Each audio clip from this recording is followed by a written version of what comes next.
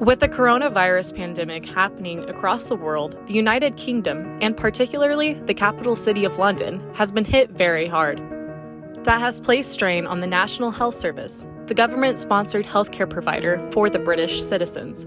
The NHS is a government-funded medical and healthcare service that is free to residents living in the UK using general taxation. According to the National Health Service, COVID-19 is a new illness that affects your respiratory system, targeting your lungs and airways. In early March, some Londoners felt this was much ado about nothing. People are really scared, but I also think there's way too little that we know about it so far. However, many Londoners took heed to the warnings, causing widespread shortages like in the United States. The British Prime Minister Boris Johnson caught the virus and was hospitalized, giving a new seriousness to the illness as London and other major cities shut down all non-essential services. Realistically, from what I understand of it, we're certainly not going to be the individuals who are going to be mostly affected. It's going to be vulnerable individuals. I think there's a lot of vulnerable individuals at the moment out there. To avoid catching this virus, it is important to remember to wash your hands for at least 20 seconds, cover your cough or sneeze, and to avoid contact with people who may have been traveling outside of the country. By mid-April, the NHS was almost overwhelmed by the COVID-19 cases as they have tried to care for a disease-ridden population. From London, Macy Berning, Channel 8 News. The days of dual plant-based dining in the UK are long gone. Vegan fever means that the capital encourages restaurants to add their own flavorful twist to their meatless dishes.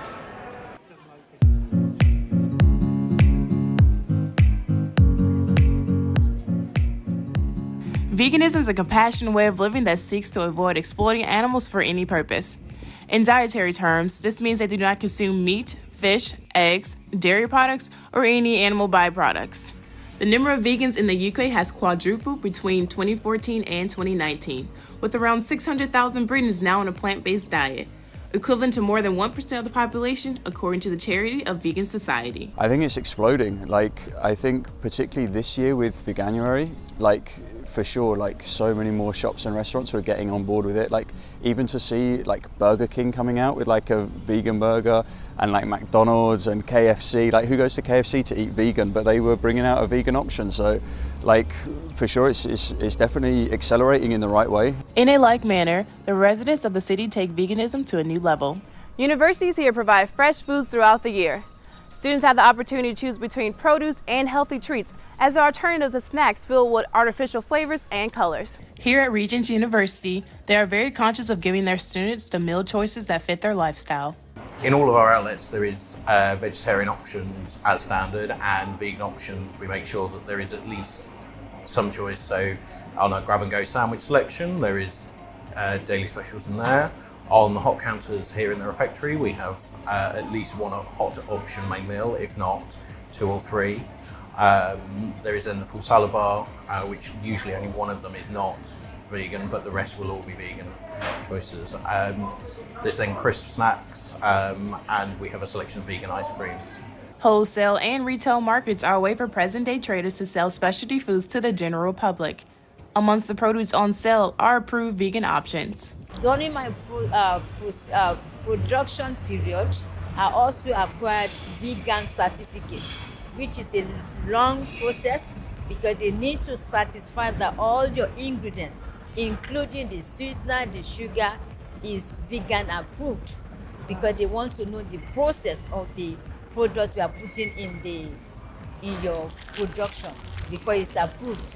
The reasons for the switch to veganism may vary from concerns about the environment to personal well-being. Healthier eating is, I think, a choice in terms of depending upon what your background is and how you're choosing to eat. As some students choose that healthy eating just contains chicken. Others have a more balanced and varied view. So there's a huge range in terms of your opinion on how you choose healthy. But we try and cater to options all across the board. And bits that we can go. Me and my girlfriend will generally eat vegetarian, not strictly vegan, but usually vegetarian. So when we're out, we're always looking for that option. And I think there's way more options now than there used to be. This lifestyle, though, may not be for everyone. For some, it represents a difficult change. I have heard about it, but I wouldn't be vegan. But I do respect the people that go towards veganism because I'm aware like it can help the planet. Home to 152 vegan restaurants citywide, London's meat-free scene has gone mainstream in recent years throughout the whole city. If you're looking for a plant-based cuisine or a meat-free burger, be sure to check out the menus posted outside their restaurants. At the current growth rate, it is predicted that vegans and vegetarians will make up a quarter of the population by 2025, and flexitarian just under half. In London, I'm Miriam Chamberlain for Channel 8 News. Showing only Berlin and Shanghai, the London Underground, otherwise known as the Tube, has been a trailblazer in the world of public transportation. One of the reasons that so many people choose to ride the Tube day in and day out is the convenience it offers, as well as being a cheaper option than the overground alternatives. It's great. It's a great mode of transportation. It's cheap, in the grand scheme of things. And yeah, it gets you where you need to be in a fast way. Every time I come to London, I always use it. It's the cheapest, easiest method of transport. Buses can be quite confusing sometimes, and I love kind of the engineering behind it. I think it's really clever. It's kind of fascinating. Since its inception in 1863, the Tube has continually improved and added more lines as the years have gone by. Today, there are 270 stations that serve 5 million people each and every day. During peak hours, there are more than 543 trains on the railways. In most big cities around the world, slow traffic is a major issue, and London is no different. According to Metro UK, drivers spend on average 73 hours per year stuck in traffic, making it one of the most congested areas in the world. I think upholding a car in London is quite expensive, and there's traffic and everything.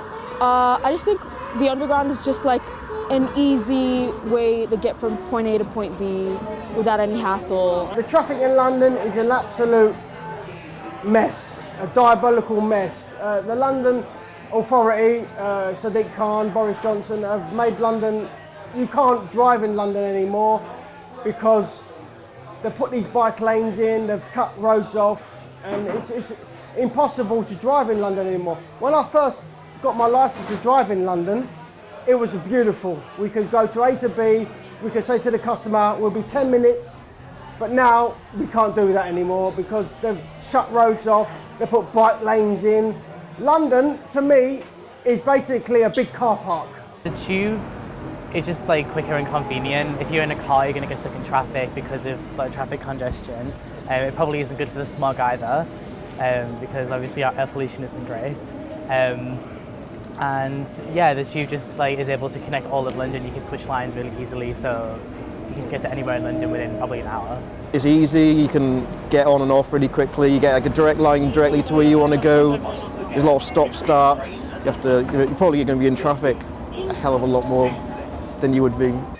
Because the world revolves so much around technology, the London Underground developed an app for its citizens and tourists to be able to better understand and navigate the underground transportation system. I do have a free app on my phone, which I normally put in where I am, where I'm going to, and it tells you all of the changes. If for whatever reason one of the stops is closed or one of the lines is closed, you can quite easily, on each tube, you've got your two directions that easily point out where you're at and where it's going to stop. So that definitely makes it a lot easier for people.